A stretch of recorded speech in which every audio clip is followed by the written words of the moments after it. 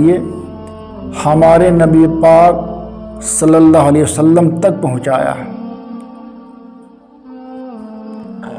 اور آپ صلی اللہ علیہ وسلم نے اپنی امت تک دین کو پہنچایا، تو ہمارا اور آپ کا یہ فرض بنتا ہے کہ ہم مکمل دین اسلام کو نبی کریم صلی اللہ علیہ وسلم سے ہی حاصل کریں۔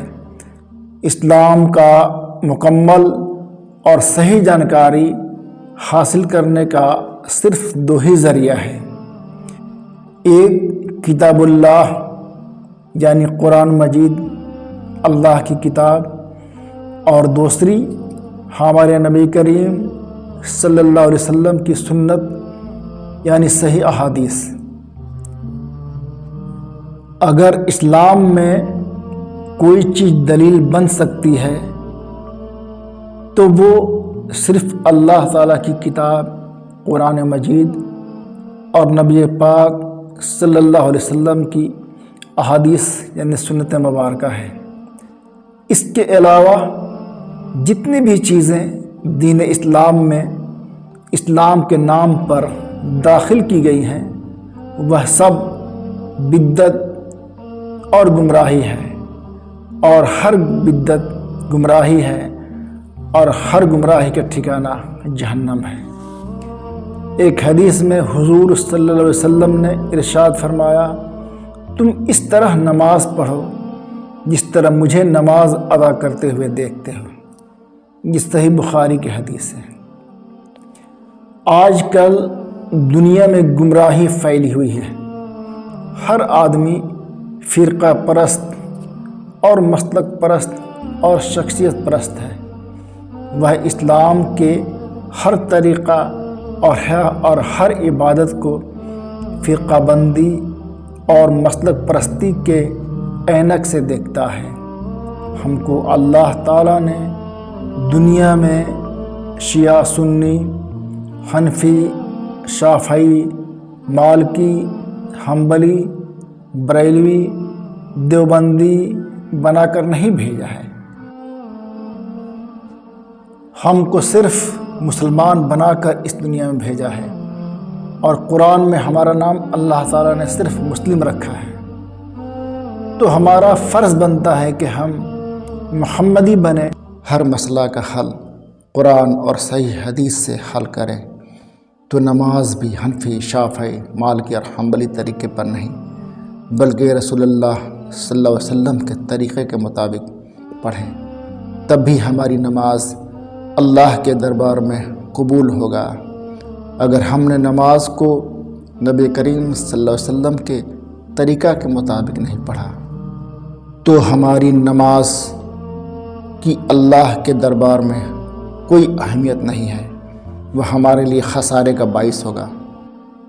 ایک حدیث میں رسول اللہ صلی اللہ علیہ وسلم نے ارشاد فرمایا، اللہ نے 5 نمازیں فرض کی ہیں، جو شخص اچھی طرح وضو کرے، وقت پر نماز ادا کرے، رکوع، سجود اور خشوع کا اہتمام کرے، تو اس انسان کا اللہ پر ذمہ ہے کہ اسے معاف کر دے، اور جو شخص ان باتوں کو ملحوظ نہ رکھے یعنی خیال نہ رکھے، اس پر اللہ کا کوئی ذمہ نہیں ہے، چاہے تو اسے معاف کرے اور چاہے تو اسے عذاب دے۔ یہ ابو داؤد کی حدیث ہے۔ اللہ کے دربار میں کسی بھی عمل کے قبولیت کا دار و مدار 3 چیزوں پر ہے۔ نمبر 1، عقیدے کی درستگی، یعنی انسان کو موحد ہونا چاہیے اور خالص اللہ کی رضا کے لیے ہونی چاہیے، ریاکاری یا دکھاوا نہ ہونا چاہیے۔ نمبر 2، نیت کی درستگی، یعنی اللہ کی رضا کے خاطر ہونی چاہیے۔ نمبر 3، عمل کی درستگی، یعنی رسول اللہ صلی اللہ علیہ وسلم کے بتائے ہوئے طریقے یعنی سنت کے مطابق ہونی چاہیے۔ قرآن میں اللہ تعالیٰ نے ارشاد فرمایا، اور جو اپنی نمازوں کی محافظت کرتے ہیں یعنی حفاظت کرتے ہیں یہی لوگ ایسے وارث ہیں جو جنت الفردوس کے مالک ہوں گے اور اس میں ہمیشہ رہیں گے۔ یہ سورہ مومنون کی آیت نمبر 9 سے 11 تک ہے۔ یعنی نمازوں کی محافظت کا مطلب وقت پر پورے آداب اور طریقے کے ساتھ رسول اللہ صلی اللہ علیہ وسلم کے بتائے ہوئے سنت کے مطابق پڑھیں، تبھی ہماری نماز ہمارے لیے نعمت ہوگی۔ ایک حدیث میں حضور صلی اللہ علیہ وسلم نے ارشاد فرمایا، آدمی اور شرک و کفر کے درمیان نماز کا چھوڑ دینا ہے۔ یہ صحیح مسلم کی حدیث ہے۔ اس کا مطلب صاف یہ ہے کہ اسلام اور کفر کے درمیان نماز دیوار کی طرح کھڑی ہے۔ اگر آدمی نماز نہیں پڑھتا ہے تو بیچ کی دیوار گر جائے گی اور انسان کفر کی سرحدوں میں داخل ہو جائے گا۔ دوسرے لفظوں میں کہیں تو نماز کو چھوڑنے والا مسلمان نہیں بلکہ کافر ہو جائے گا۔ ایک اور حدیث میں حضور صلی اللہ علیہ وسلم نے ارشاد فرمایا، ہمارے اور منافقوں کے درمیان احد نماز ہے، جس نے نماز چھوڑ دی اس نے کفر کیا۔ منافق جہنم کے آخری گڑھے میں ہوگا، اس کا انجام وہی ہوگا۔ صحابہ کرام اعمال میں کسی چیز کے ترک کو یعنی چھوڑ دینے کو کفر نہیں سمجھتے تھے سوائے نماز کے۔ یہ ترمذی میں ہے۔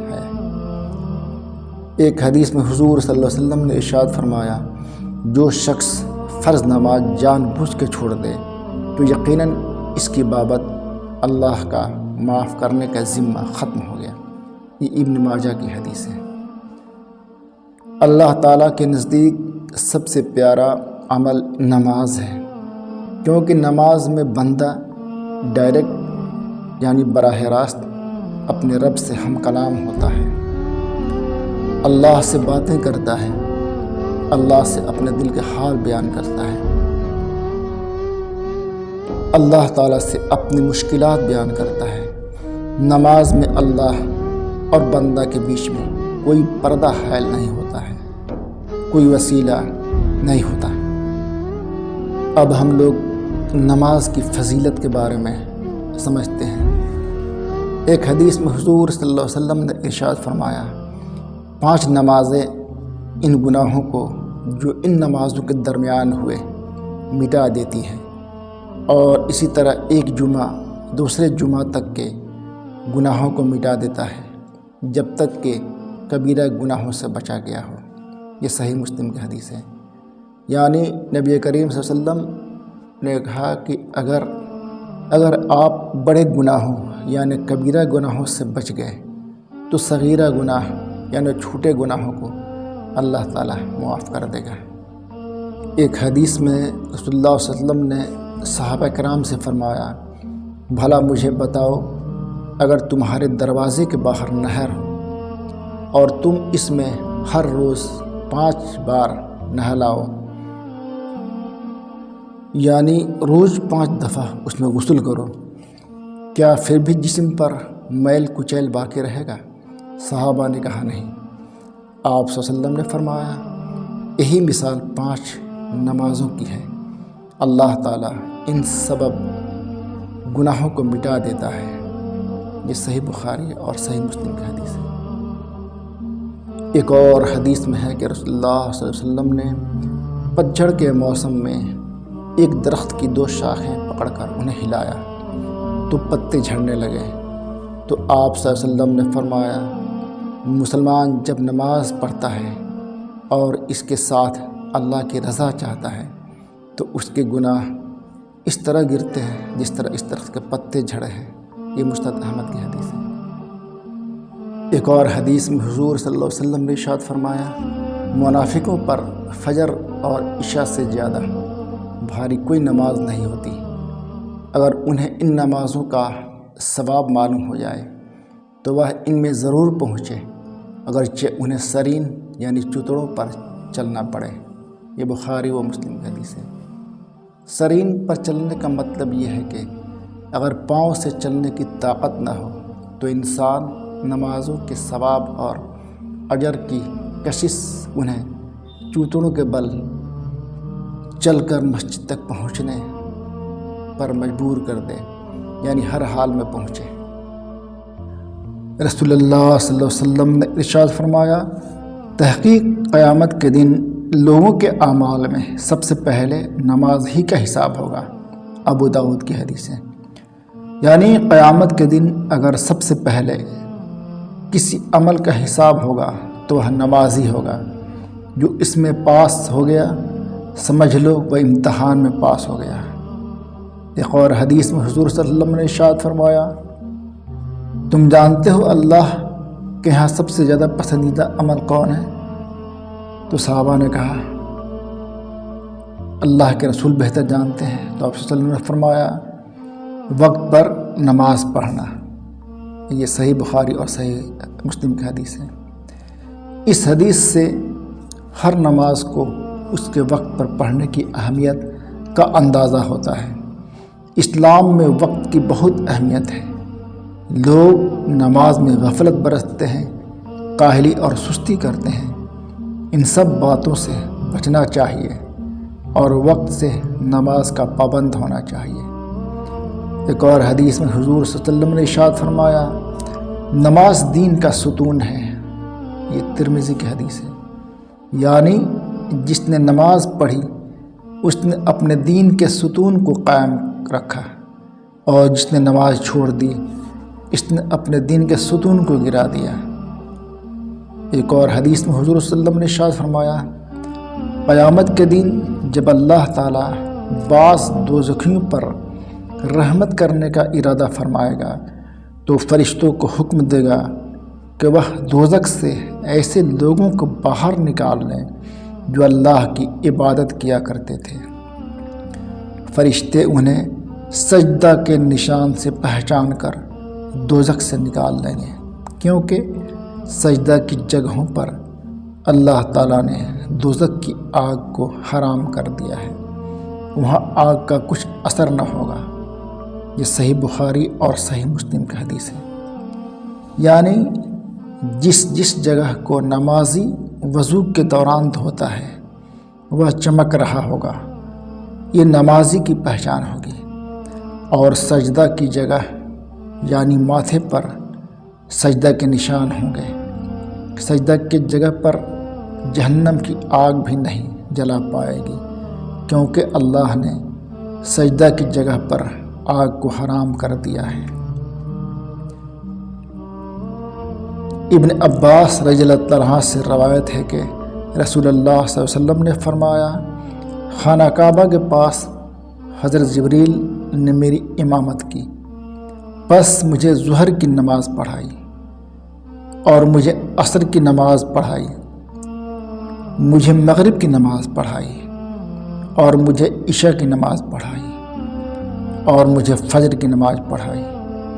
ابو داؤد اور ترمذی کی حدیث ہے۔ اللہ تعالیٰ نے جبریل علیہ السلام کو بھیج کر رسول اللہ صلی اللہ علیہ وسلم کو نماز کا طریقہ سکھایا، قیام کیسے کرنا ہے، رکوع اور سجود کیسے کرنا ہے، نماز کا وقت کون کون سا ہے۔ پھر آپ صلی اللہ علیہ وسلم نے اپنی امت کو نماز کا طریقہ سکھایا۔ عورت اور مرد کی نماز میں بھی کوئی فرق نہیں ہے۔ کوئی ایک ضعیف حدیث بھی ایسی نہیں ہے جس سے پتہ چلے کہ مرد کی نماز ایسی ہے اور عورت کی نماز ایسی ہے۔ ایک حدیث میں حضور صلی اللہ علیہ وسلم نے ارشاد فرمایا، تم اس طرح نماز پڑھو جس طرح مجھے نماز پڑھتے ہوئے دیکھتے ہو۔ صحیح بخاری کی حدیث ہے۔ اور یہی نماز کا سلسلہ صحابہ، تابعین اور تابع تابعین اور محدثین اور ائمہ اکرام کے ذریعے ہم تک پہنچا۔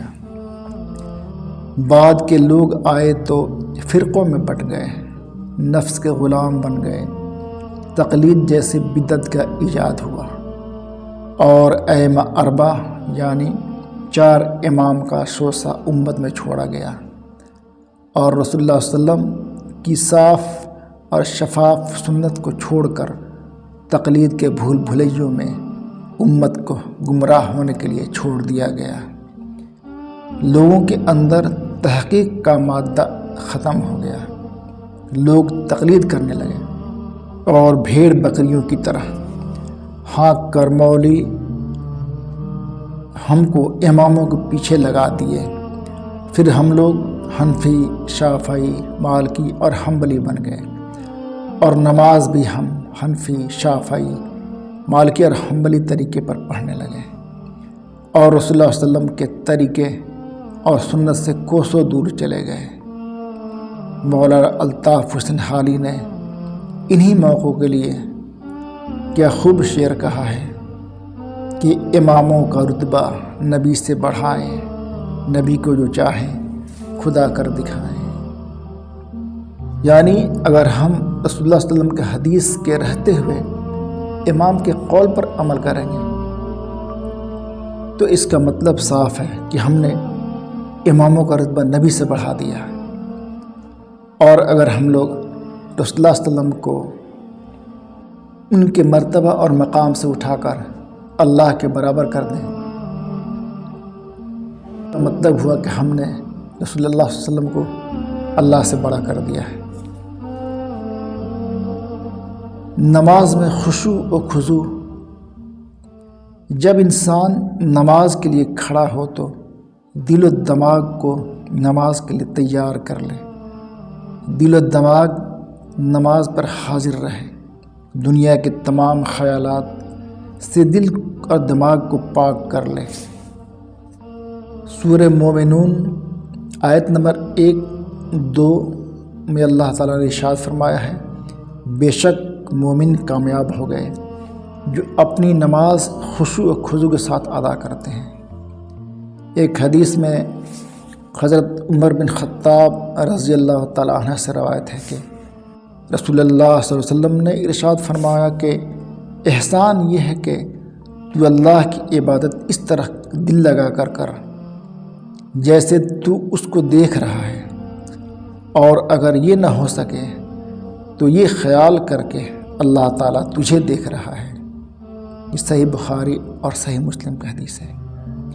یعنی جب انسان نماز میں تصور کرے گا کہ میں اللہ تعالیٰ کو دیکھ رہا ہوں، یا کم از کم اللہ تعالیٰ مجھے دیکھ رہا ہے، تو اس کے دل میں اللہ کی ہیبت اور تعظیم پیدا ہوگی، وہ اپنی نماز خشوع و خضوع کے ساتھ ادا کرے گا، نماز میں بے جا حرکات اور سکنات نہیں کرے گا، بے ادبی اور بدتمیزی کے ساتھ نماز ادا نہیں کرے گا۔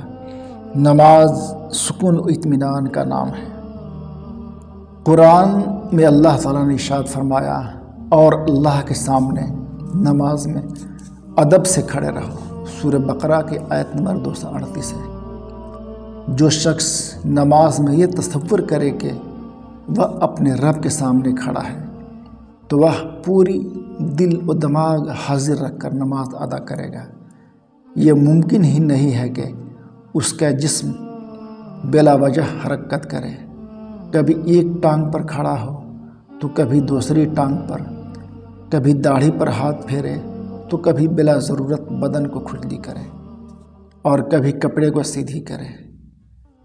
ایک حدیث میں ام المومنین حضرت عائشہ صدیقہ رضی اللہ تعالیٰ عنہ نے گھر میں ایک پردہ لٹکا رکھا تھا جس پر کچھ تصویریں بنی ہوئی تھیں، تو آپ صلی اللہ علیہ وسلم نے فرمایا، یہ پردہ ہٹا دو، اس کی تصویریں نماز میں میرے سامنے آ جاتی ہیں۔ یہ صحیح بخاری کی حدیث ہے۔ ایک اور حدیث میں حضور صلی اللہ علیہ وسلم نے فرمایا، نماز میں ادھر ادھر دیکھنا بندے کی نماز میں شیطان کا حصہ ہے۔ یہ بخاری شریف کی حدیث ہے۔ یعنی حالت نماز میں ادھر ادھر دیکھنے سے نماز کے ثواب میں کمی ہو جاتی ہے، خشوع و خضوع چلا جاتا ہے، اس نماز میں شیطان کا بھی حصہ ہو جاتا ہے، یعنی ثواب میں کمی ہو جاتی ہے۔ ایک اور حدیث میں حضور صلی اللہ علیہ وسلم نے ارشاد فرمایا، انس بن مالک رضی اللہ عنہ بیان کرتے ہیں کہ رسول اللہ صلی اللہ علیہ وسلم نے فرمایا، لوگوں کا کیا حال ہے کہ وہ نماز میں اپنی نگاہیں اوپر اٹھاتے ہیں۔ آپ صلی اللہ علیہ وسلم نے سخت تنبیہ کرتے ہوئے، یعنی وارننگ دیتے ہوئے فرمایا، لوگ ایسا کرنے سے باز آ جائیں ورنہ ان کی نظریں اچک لی جائیں گی۔ یہ بخاری شریف کی حدیث ہے۔ یعنی حالت نماز میں آسمان کی طرف دیکھنا سخت منع ہے۔ اللہ کے رسول صلی اللہ علیہ وسلم نے سختی سے ایسا کرنے سے منع کیا۔ اس کے باوجود بھی اگر لوگ ایسا کریں تو ایسا نہ ہو کہ اللہ تعالیٰ ان کی آنکھوں کی روشنی چھین لے اور ان کو اندھا کر دے۔ عبداللہ بن عمر رضی اللہ عنہ بیان کرتے ہیں کہ رسول اللہ صلی اللہ علیہ وسلم نے ارشاد فرمایا، جب تمہارے سامنے شام کا کھانا رکھا جائے اور ادھر نماز کے لیے جماعت بھی کھڑی ہو جائے تو پہلے کھانا کھاؤ اور نماز کے لیے جلدی نہ کرو یہاں تک کہ کھانے سے فارغ ہو جاؤ۔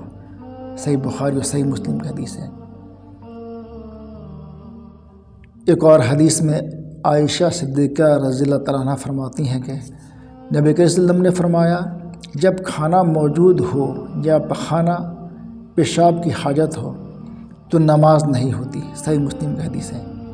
یعنی پخانہ پیشاب کی دباؤ کے حالت میں یا بھوک کی شدت میں یا نیند کے غلبہ میں نماز پڑھنے سے دل کا چین اور اطمینان ختم ہو جاتا ہے، نماز میں خشوع و خضوع نہیں رہے گا۔ اس لیے حکم ہے کہ اگر نماز چھوٹ جائے تو کوئی بات نہیں، لیکن ان سب کاموں سے پہلے فارغ ہو تب نماز ادا کرو۔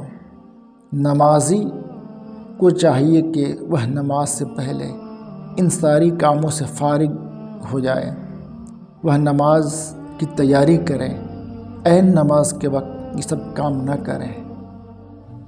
اگر کسی نمازی کو نماز میں وسوسہ آئے تو کیا کریں؟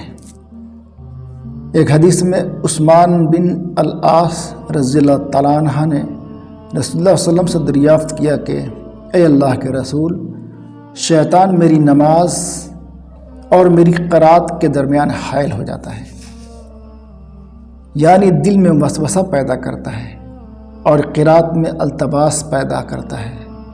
آپ صلی اللہ علیہ وسلم نے فرمایا، اس شیطان کا نام خنزب ہے۔ جب تجھے اس کا خیال آئے کہ تو اعوذ باللہ کے کلمات پڑھو اور بائیں جانب 3 بار تھتکارو۔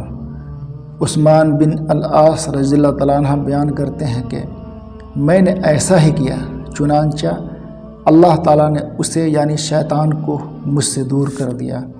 یہ صحیح مسلم کا حدیث ہے۔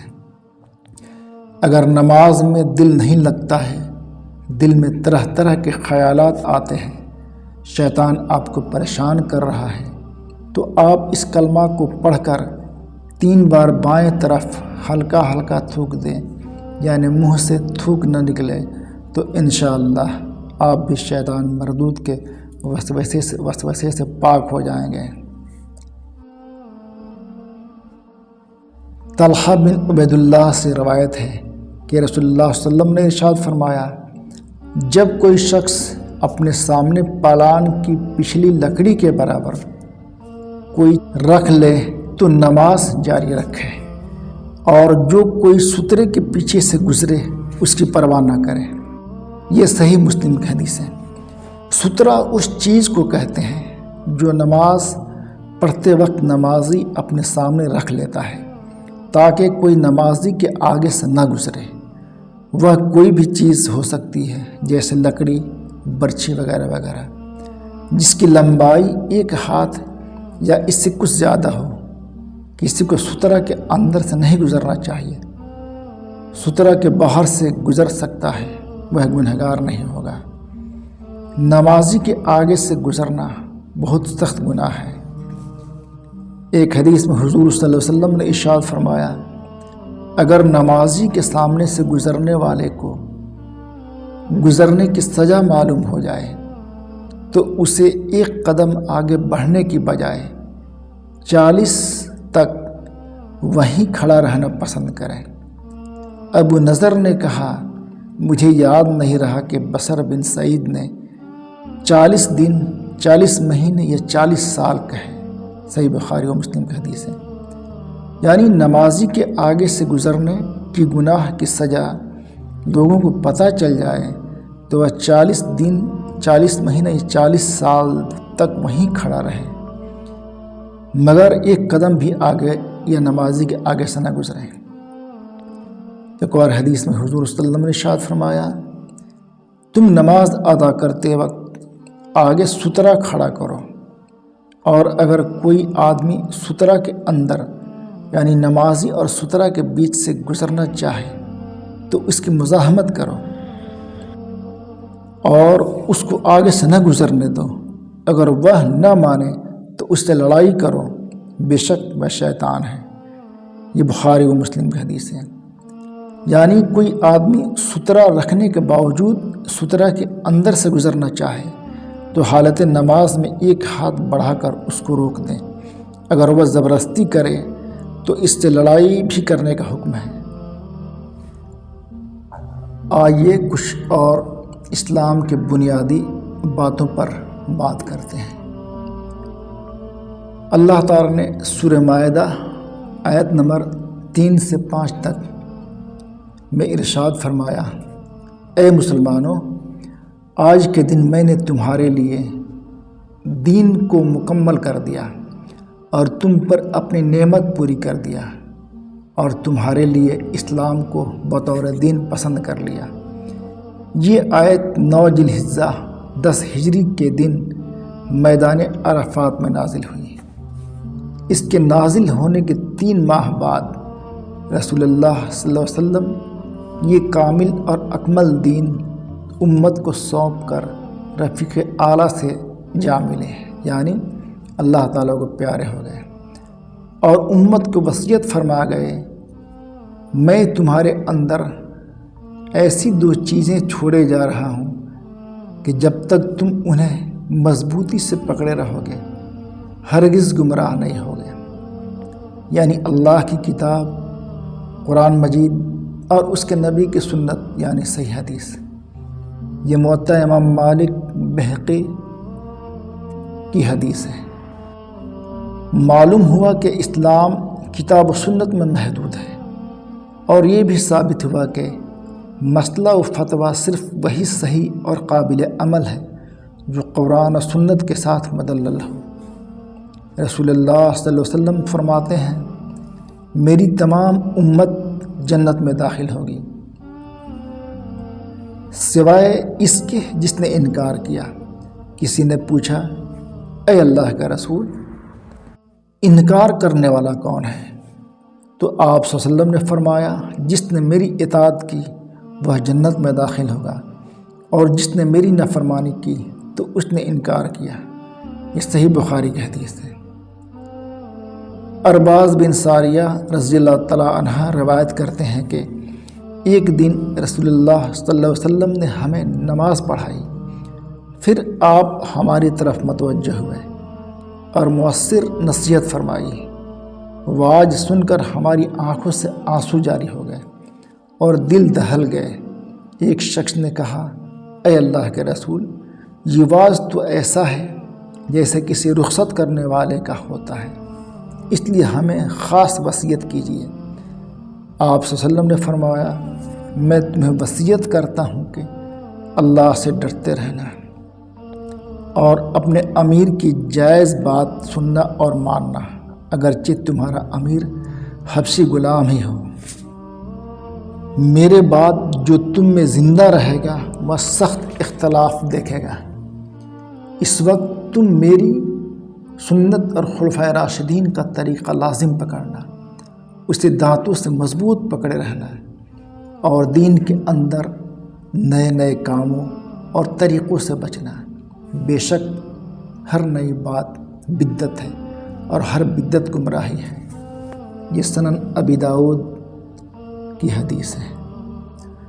اس حدیث سے صاف ثابت ہوا کہ ہر بدعت گمراہی ہے، کوئی بدعت حسنہ نہیں۔ عبداللہ بن عمر رضی اللہ تعالیٰ عنہ فرماتے ہیں، ہر بدعت گمراہی ہے، خواہ لوگ اسے نیکی سمجھیں۔ امام مالک رحمۃ اللہ علیہ نے کیا خوب فرمایا، جس شخص نے اسلام میں نیکی سمجھ کر کوئی نئی چیز ایجاد کی تو اس نے گمان کیا کہ محمد صلی اللہ علیہ وسلم نے تبلیغ رسالت میں خیانت سے کام لیا، نعوذ باللہ۔ رسول اللہ صلی اللہ علیہ وسلم کے زمانہ میں جو چیز دین نہ تھی وہ آج بھی دین نہیں بن سکتی۔ ایک اور حدیث میں حضور صلی اللہ علیہ وسلم نے ارشاد فرمایا، یاد رکھو مجھے قرآن مجید اور اس کے ساتھ اسی جیسی ایک اور چیز یعنی سنت دی گئی ہے، ابو داؤد کی حدیث ہے۔ اور جس طرح اللہ تعالیٰ نے اپنی اطاعت کو فرض کیا ہے، اسی طرح اپنے رسول کی اطاعت کو بھی لازم قرار دیا ہے۔ قرآن میں اللہ تعالیٰ نے فرمایا، اے اہل ایمان، اللہ کی اطاعت کرو اور اس کے رسول کی اطاعت کرو، اور اطاعت سے ہٹ کر اپنے اعمال کو برباد نہ کرو۔ معلوم ہوا کہ قرآن مجید کی طرح سنت نبوی بھی شرعی دلیل اور حجت ہے، مگر سنت سے دلیل لینے سے قبل اس بات کا علم ہونا ضروری ہے کہ آیا وہ سنت رسول اللہ صلی اللہ علیہ وسلم سے ثابت بھی ہے یا نہیں۔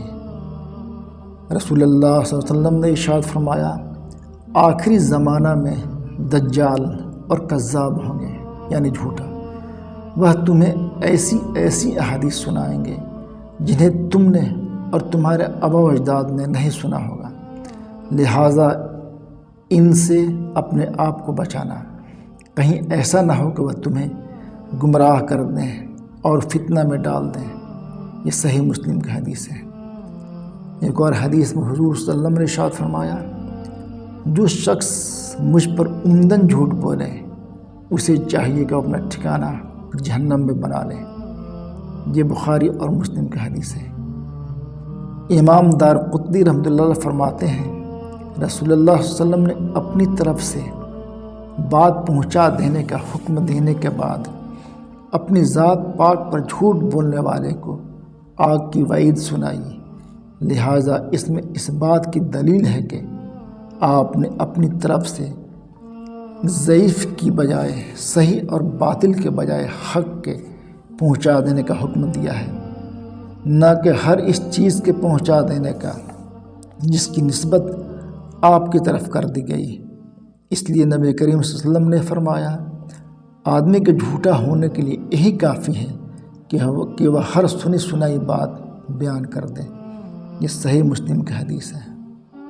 ایک حدیث میں حضور صلی اللہ علیہ وسلم نے ارشاد فرمایا، ابو ہریرہ تعالیٰ اس کے راوی ہیں کہ رسول اللہ صلی اللہ علیہ وسلم نے فرمایا کہ اللہ تعالیٰ تمہاری شکل و صورت اور مالوں کی مقدار کو نہیں دیکھتا، بلکہ تمہارے دلوں اور اعمال کے خلوص کو دیکھتا ہے۔ اسے امام مسلم نے روایت کیا ہے۔ ایک اور حدیث میں حضور صلی اللہ علیہ وسلم نے ارشاد فرمایا، جس شخص نے کوئی اچھا طریقہ جاری کیا اور اس کے بعد اس پر عمل کیا گیا تو جاری کرنے والے کو اپنے عمل کا ثواب بھی ملے گا، اور اس اچھے طریقے پر چلنے والے دوسرے لوگوں کے عمل کا ثواب بھی ملے گا، جبکہ عمل کرنے والے لوگوں کے اپنے ثواب سے کمی نہ کی جائے گی۔ اور جس شخص نے کوئی برا طریقہ جاری کیا جس پر اس کے بعد عمل کیا گیا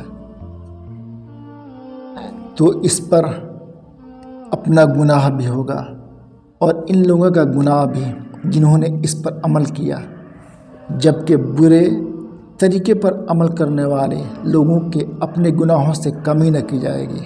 یہ ابن ماجہ کی حدیث ہے۔ جس نے رسول کی اطاعت کی اس نے دراصل اللہ کی اطاعت کی، اور جس نے رسول کی اطاعت سے منہ پھیرا اس کا وبال اسی پر ہوگا۔ ہم نے آپ کو ان پر پاسبان بنا کر نہیں بھیجا۔ سورہ نساء آیت نمبر 80 ہے۔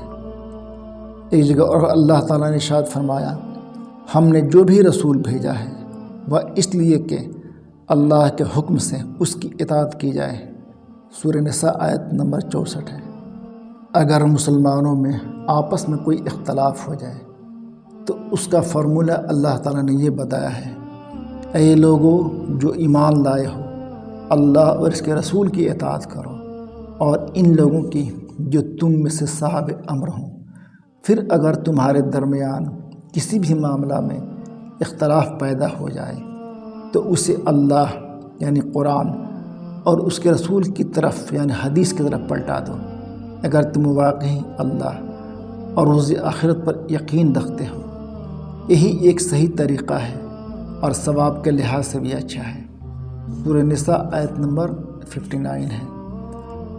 یعنی اللہ تعالیٰ کی طرف لوٹانے کا مطلب قرآن پاک کی طرف رجوع کرنا ہے، اور رسول اللہ صلی اللہ علیہ وسلم کی طرف لوٹانے کا مطلب آپ کی حیات طیبہ میں آپ صلی اللہ علیہ وسلم کی ذات مقدس تھی، لیکن آپ صلی اللہ علیہ وسلم کی وفات کے بعد اس سے مراد آپ کی سنت مطہرہ اور احادیث مبارکہ ہیں۔ ایک اور جگہ اللہ تعالیٰ نے ارشاد فرمایا، اے محمد صلی اللہ علیہ وسلم، تمہارے رب کی قسم لوگ کبھی مومن نہیں ہو سکتے جب تک کہ اپنے تمام باہمی اختلافات میں تم کو فیصلہ کرنے والا نہ مان لیں، پھر جو بھی فیصلہ تم کرو اس پر اپنے دلوں میں کوئی تنگی محسوس نہ کریں بلکہ سر بسر تسلیم کر لیں۔ سورہ نساء آیت نمبر 65 ہے۔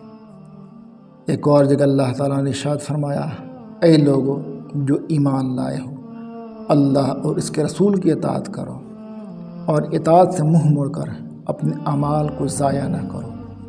یہ سورہ محمد آیت نمبر 33 ہے۔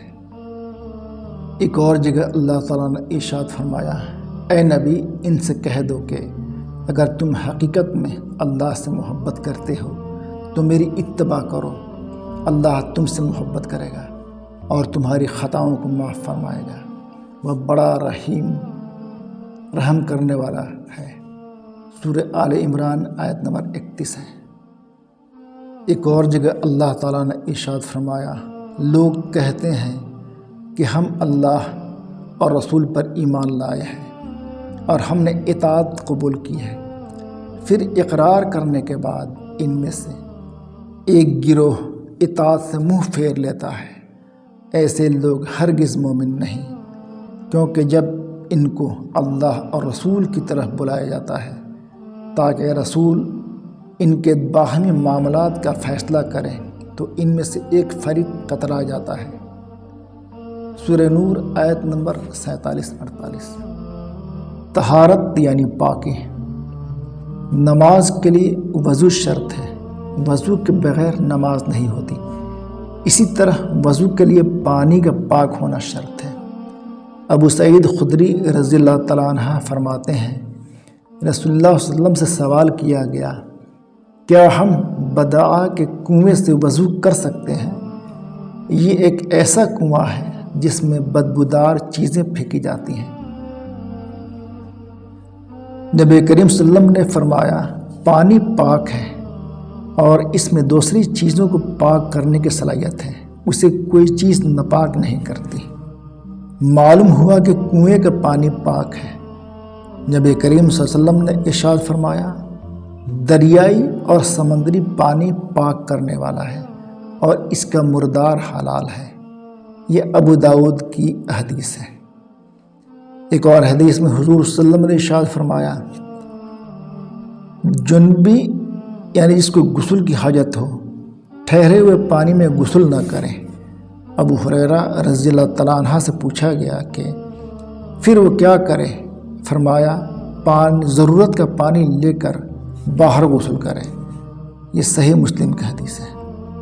ایک اور حدیث میں حضور صلی اللہ علیہ وسلم نے کھڑے پانی میں پیشاب کرنے اور غسل کرنے سے منع فرمایا۔ یہ صحیح بخاری اور مسلم کی حدیث ہے۔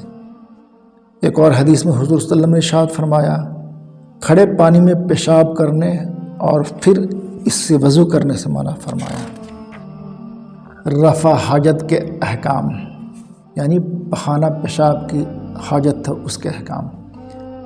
بیت الخلاء میں ذات وقت کی دعا۔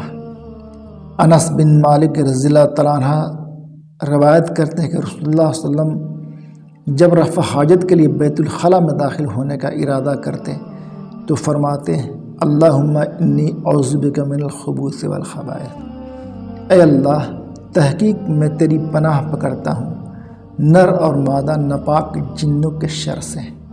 یہ بخاری شریف اور مسلم شریف کی حدیث ہے۔ زید بن ارقم رضی اللہ تعالیٰ عنہ سے روایت ہے کہ رسول اللہ صلی اللہ علیہ وسلم نے فرمایا، بیت الخلاء جنوں اور شیطانوں کے حاضر ہونے کی جگہ ہے۔ جب تم بیت الخلاء میں جاؤ تو کہو، اعوذ باللہ من الخبث والخبائث، یعنی میں اللہ کی پناہ لیتا ہوں نر اور مادہ خبیث جنوں کے شر سے۔ یہ ابو داؤد کی حدیث ہے۔ بیت الخلاء سے نکلنے کی دعا۔ حضرت عائشہ رضی اللہ تعالیٰ عنہا سے روایت ہے کہ جب رسول اللہ صلی اللہ علیہ وسلم بیت الخلاء سے نکلتے تو فرماتے ہیں غفرانک، اے اللہ میں تجھ سے پناہ چاہتا ہوں۔ یہ ابو داؤد، ترمذی، ابن ماجہ کی حدیث ہے۔ ایک حدیث میں ابو ایوب انصاری رضی اللہ تعالیٰ عنہ سے روایت ہے کہ نبی کریم صلی اللہ علیہ وسلم نے فرمایا، جب تم قضا حاجت کو آؤ تو قبلے کی طرف منہ کرو نہ پیٹھ، یعنی آپ قبلے کی طرف منہ اور پیٹھ نہیں کریں۔ یہ بخاری شریف کی حدیث ہے۔ حضور صلی اللہ علیہ وسلم نے ارشاد فرمایا، دو لعنت کا سبب بننے والے کاموں سے بچو۔ صحابہ کرام نے پوچھا وہ کیا ہیں؟ تو آپ صلی اللہ علیہ وسلم نے فرمایا، لوگوں کے راستے میں اور سایہ دار درختوں کے نیچے رفع حاجت کرنا، یعنی کوئی آدمی جہاں سے لوگ گزرتے ہوں وہاں پر یا سایہ دار درخت کے نیچے پخانہ پیشاب نہ کرے۔ یہ صحیح مسلم کا حدیث ہے۔ ایک اور حدیث میں ابو قتادہ رضی اللہ تعالیٰ سے روایت ہے کہ نبی کریم صلی اللہ علیہ وسلم نے فرمایا، تم میں سے کوئی پیشاب کرتے ہوئے دائیں ہاتھ سے شرمگاہ کو نہ پکڑے اور نہ ہی دائیں ہاتھ سے استنجا کرے۔ یہ صحیح بخاری اور مسلم کی حدیث ہے، یعنی داہنا ہاتھ سے پخانہ اور پیشاب کرنے کی ممانعت ہے۔ ایک اور حدیث میں ابو ہریرہ رضی اللہ تعالیٰ عنہ سے روایت ہے کہ نبی کریم صلی اللہ علیہ وسلم نے فرمایا، جو کوئی مٹی کے ڈھیلوں سے استنجا کرے وہ طاق ڈھیلے لے۔ یہ بخاری شریف اور مسلم شریف کا حدیث ہے، یعنی طاق کا مطلب 1، 3، 5 یا 7۔ نبی کریم صلی اللہ علیہ وسلم نے 3 ڈھیلوں سے کم کے ساتھ استنجا کرنے سے اور گوبر اور ہڈی کے ساتھ استنجا کرنے سے منع فرمایا۔ یہ صحیح مسلم کی حدیث ہے۔ نبی کریم صلی اللہ علیہ وسلم جب رفع حاجت کو جاتے تو اتنی دور جا کر بیٹھتے کہ کوئی آپ کو دیکھ نہ سکے۔ یہ ابو داؤد کی حدیث ہے۔ ایک اور حدیث میں رسول اللہ صلی اللہ علیہ وسلم عموماً بیٹھ کر پیشاب کرتے تھے، جیسا کہ ام المومنین عائشہ صدیقہ رضی اللہ تعالیٰ عنہ فرماتی ہیں کہ جو شخص تمہیں بیان کرے کہ نبی کریم صلی اللہ علیہ وسلم کھڑے ہو کر پیشاب کرتے تھے، اس کو سچا نہ جانو، آپ بیٹھ کر ہی پیشاب کرتے تھے۔ یہ ترمذی کی حدیث ہے، یعنی کھڑا ہو کر پیشاب کرنے سے منع کیا گیا ہے۔ رسول اللہ صلی اللہ علیہ وسلم کا ہی طریقہ ہے کہ وہ بیٹھ کر استنجا کرتے تھے۔ حذیفہ رضی اللہ تعالیٰ عنہ بیان فرماتے ہیں کہ نبی کریم صلی اللہ علیہ وسلم قوم کے کوڑے کرکٹ کی جگہ پر آئے اور آپ نے کھڑے ہو کر پیشاب کیا۔ نبی کریم صلی اللہ علیہ وسلم پانی کے ساتھ استنجا فرماتے تھے۔ یعنی ایک حدیث میں یہ بھی ہے کہ اگر کوئی عذر ہو تو انسان کھڑا ہو کر بھی پیشاب کر سکتا ہے، بشرطے کہ کوئی شرعی عذر ہو۔ عبداللہ بن عمر رضی اللہ تعالیٰ عنہ فرماتے ہیں کہ رسول اللہ صلی اللہ علیہ وسلم پیشاب کر رہے تھے کہ ایک آدمی نے آپ کو سلام کیا مگر آپ نے اس کا جواب نہیں دیا۔ یہ صحیح مسلم کی حدیث ہے۔ اس حدیث سے پتہ چلا کہ پخانہ پیشاب کے وقت کسی کو سلام نہ کیا جائے، اور اگر کوئی سلام کر دے تو اس کا جواب نہ دے۔ ایک اور حدیث میں حضور صلی اللہ علیہ وسلم نے غسل خانے میں پیشاب کرنے سے منع فرمایا۔ یہ ابو داؤد کی حدیث ہے۔ ابو ہریرہ رضی اللہ تعالیٰ عنہ کہتے ہیں کہ جب نبی کریم صلی اللہ علیہ وسلم بیت الخلاء جاتے، میں ایک برتن میں پانی لاتا، آپ اس سے استنجا کیا کرتے تھے، پھر اپنا ہاتھ زمین پر ملتے، پھر ایک اور برتن میں پانی لاتا، پھر آپ وضو کرتے۔ ابن عباس رضی اللہ عنہ روایت کرتے ہیں کہ رسول اللہ صلی اللہ علیہ وسلم 2 قبروں کے پاس سے گزرے تو فرمایا، ان دونوں قبر والوں کو عذاب ہو رہا ہے، اور باعث عذاب کوئی بڑی چیز نہیں۔ پھر فرمایا، کیوں نہیں، بے شک وہ کبیرہ گناہ ہے۔ ان میں سے ایک پیشاب کے چھینٹوں سے نہیں بچتا تھا اور دوسرا چغل خور تھا۔ یہ صحیح بخاری اور مسلم کی حدیث ہے۔ یعنی لوگ پیشاب کے چھینٹوں سے نہیں بچتے تھے اور ایک جو ہے چغل خوری کرتا تھا۔ قیس رضی اللہ تعالیٰ عنہ اپنے چھوٹے شیرخوار بچے کو جو کھانا نہیں کھاتا تھا رسول اللہ صلی اللہ علیہ وسلم کے پاس لائیں اور آپ نے اسے اپنی گود میں بٹھا لیا۔ بچے نے آپ کے کپڑے پر پیشاب کر دیا تو آپ نے پانی منگا کر کپڑے پر چھینٹے مارے، اسے دھویا نہیں۔ یعنی اگر کوئی بچہ جو کھانا نہیں کھاتا ہے، چھوٹا بچہ ہے، وہ بدن پر پیشاب کر دے تو پانی کا چھینٹا ہی صرف مار دینا ضروری ہے۔ لبابہ بنت حارث رضی اللہ تعالیٰ عنہ روایت کرتی ہیں کہ حسین بن علی رضی اللہ تعالیٰ عنہ نے رسول اللہ صلی اللہ علیہ وسلم کی گود میں پیشاب کر دیا، جو ابھی شیرخوار ہی تھے۔ میں نے عرض کیا کوئی اور کپڑا پہن لیں اور تہبند مجھے دے تاکہ میں اسے دھو دوں، تو آپ صلی اللہ علیہ وسلم نے فرمایا لڑکی کا پیشاب دھویا جاتا ہے اور لڑکے کے پیشاب پر چھینٹے مارے جاتے ہیں۔ یہ ابو داؤد کی حدیث ہے۔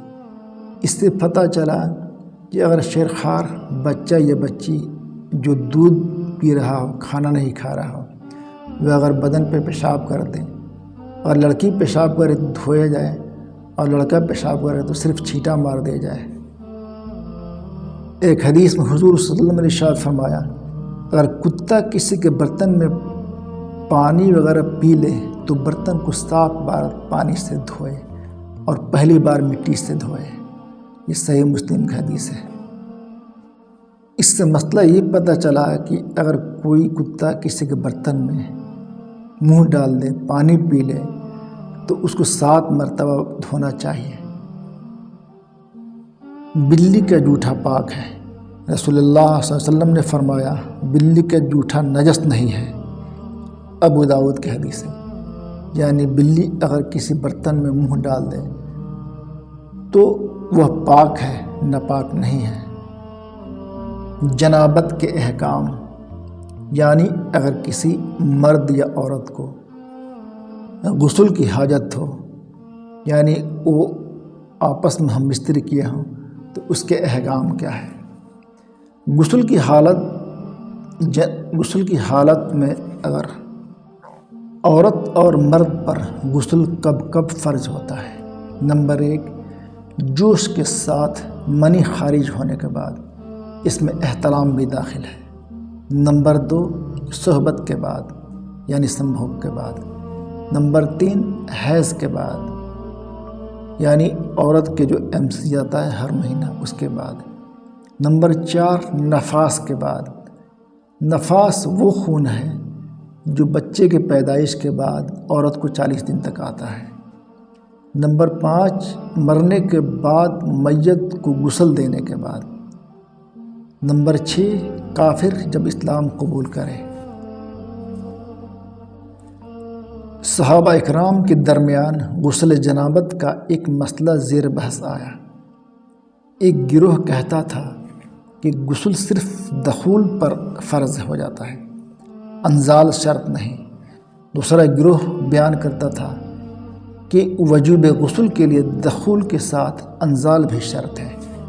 ابو موسیٰ رضی اللہ تعالیٰ عنہ نے ام المومنین عائشہ صدیقہ رضی اللہ عنہ سے دریافت کیا تو عائشہ صدیقہ رضی اللہ عنہ نے کہا کہ رسول اللہ صلی اللہ علیہ وسلم نے فرمایا جب مرد عورت کے 4 شاخوں کے درمیان بیٹھ جائے اور اس کا محل ختنہ عورت کے محل ختنہ کے ساتھ مس کرے تو غسل واجب ہو جاتا ہے۔ یہ صحیح مسلم کی حدیث ہے۔ مسئلہ یہ ثابت ہوا کہ صرف شرمگاہ کے ملنے ہی مرد اور عورت جنبی ہو جاتے ہیں اور ان پر غسل واجب ہو جاتا ہے، انزال یعنی ڈسچارج ہونا شرط نہیں۔ رسول اللہ صلی اللہ علیہ وسلم نے فرمایا جب تم عورت کی 4 شاخوں کے درمیان بیٹھ کر صحبت کرو تو تم پر غسل واجب ہو جاتا ہے اگرچہ منی نہ نکلے۔ یہ صحیح بخاری اور مسلم کا حدیث ہے۔ ام المومنین سلمہ رضی اللہ تعالیٰ عنہ روایت کرتی ہیں کہ ام سلیم رضی اللہ تعالیٰ عنہ نے رسول اللہ صلی اللہ علیہ وسلم سے کہا اے اللہ کے رسول، یقیناً اللہ حق سے نہیں شرماتا، میں بھی آپ سے مسئلہ پوچھتی ہوں، کیا عورت پر غسل ہے جبکہ اس کو احتلام ہو؟ آپ صلی اللہ علیہ وسلم نے فرمایا ہاں، لیکن جب پانی منی کا نشان دیکھے اس پر ام سلمہ نے عرض کیا اے اللہ کے رسول، کیا عورت کو بھی احتلام ہوتا ہے؟ تو آپ صلی اللہ علیہ وسلم نے فرمایا ہاں ہوتا ہے، تیرا داہنا ہاتھ خاک آلود ہو۔ یہ بخاری اور مسلم کی حدیث ہے۔ معلوم ہوا کہ عورت یا مرد نیند سے اٹھ کر اگر تری یعنی نشان منی دیکھیں تو یہ احتلام کی علامت ہے، لہٰذا ان پر غسل کرنا فرض ہو جاتا ہے، اور پر احتلام کی کیفیت انہیں یاد ہو لیکن نشان نہ پائیں تو غسل فرض نہیں ہوگا۔ ایسی صورت میں شک کی ضرورت نہیں۔ ایک حدیث میں ام المومنین ام سلمہ رضی اللہ تعالیٰ عنہ روایت کرتی ہیں کہ میں نے رسول اللہ صلی اللہ علیہ وسلم سے کہا اے اللہ کے رسول، میں اپنے سر کے بال خوب مضبوط گوندتی ہوں، کیا میں انہیں غسل جنابت کے وقت کھولا کروں؟ تو آپ نے فرمایا ان کا کھولنا ضروری نہیں، تیرے لیے کافی ہے کہ 3 لپ پانی اپنے سر پر ڈالے، پھر اپنے سارے بدن پر پانی بہائے، بس تو پاک ہو جائے گی۔ یہ صحیح مسلم کی حدیث ہے۔ اس سے مطلب پتہ ہوا کہ عورت پر غسل فرض ہے تو بالوں کا کھولنا ضروری نہیں، بلکہ اس سر پر پانی بہا لیں تو پاکی حاصل کر لگے۔ ایک اور حدیث میں عائشہ رضی اللہ عنہا کو خبر ملی کہ عبداللہ بن عمر رضی اللہ تعالیٰ عنہ عورتوں کو غسل جنابت کے لیے بال کھولنے کا حکم دیتے ہیں، تو آپ فرمانے لگی ابن عمر پر تعجب ہے، انہوں نے عورتوں کو تکلیف میں ڈال دیا، وہ انہیں سر مڈوانے کا حکم کیوں نہیں دیتے؟ میں اور رسول اللہ صلی اللہ علیہ وسلم ایک ہی برتن میں غسل کرتے اور میں اپنے بال کھولے بغیر سر پر 3 چلو سے زیادہ پانی نہیں ڈالتی۔ معلوم ہوا کہ غسل جنابت کے لیے بال کھولنے کی ضرورت نہیں، مگر یہ حکم صرف غسل جنابت کا ہے، غسل حیض کے لیے بالوں کا کھولنا ضروری ہے۔ ابو ہریرہ رضی اللہ تعالیٰ عنہ روایت کرتے ہیں کہ ایک دن بحالت جنابت میں نے رسول اللہ صلی اللہ علیہ وسلم سے ملاقات کی، آپ نے میرا ہاتھ پکڑا اور میں آپ کے ساتھ ہو لیا، آپ ایک جگہ بیٹھ گئے اور میں چپکے سے نکل گیا اور گھر جا کر غسل کیا، پھر واپس آیا، آپ ابھی بیٹھے ہوئے تھے، آپ نے پوچھا اے ابو ہریرہ تو کہاں گیا تھا؟ میں نے سارا حال کہہ سنایا تو آپ صلی اللہ علیہ وسلم نے فرمایا سبحان اللہ، تحقیق مومن ناپاک نہیں ہوتا۔ بخاری شریف کی حدیث ہے۔ نبی کریم صلی اللہ علیہ وسلم کا یہ فرمان کہ مومن ناپاک نہیں ہوتا، اس کا مطلب یہ ہے کہ مومن حقیقتاً نجس اور پلید نہیں ہوتا۔ جنابت حکمی جنابت ہے، حسی نہیں، یعنی شریعت نے مصلحت کے بنا پر ایک حالت میں حکماً اس پر غسل واجب کیا ہے۔ 3 مسئلہ بہت امپورٹنٹ ہے جو ہر مسلمان کو جاننا چاہیے۔ ایک مزی ہوتا ہے، ایک منی ہوتا ہے اور ایک ودی ہوتا ہے۔ اب تینوں کا فرق سمجھ لیں۔ مزی اس چپکتے ہوئے لیسدار پانی کو کہتے ہیں جو شہوت کے وقت ذکر کے سرے پر نمودار ہوتا ہے، یعنی انسان کے پیشاب کے راستے پر جو چپچپا پانی نکلتا ہے جوش کی وجہ سے، اس کو مزی کہتے ہیں۔ منی عضو مخصوص سے لذت اور جوش کے ساتھ ٹپک کر خارج ہونے والا سفید مادہ ہوتا ہے جس سے انسان پیدا ہوتا ہے، اور اس کے خروج سے آدمی پر غسل فرض ہو جاتا ہے، اس کو منی بولتے ہیں۔ ودی وہ گاڑھا سفید پانی جو پیشاب سے قبل یا بعد خارج ہوتا ہے، اس کے نکلنے سے غسل کرنا ضروری نہیں۔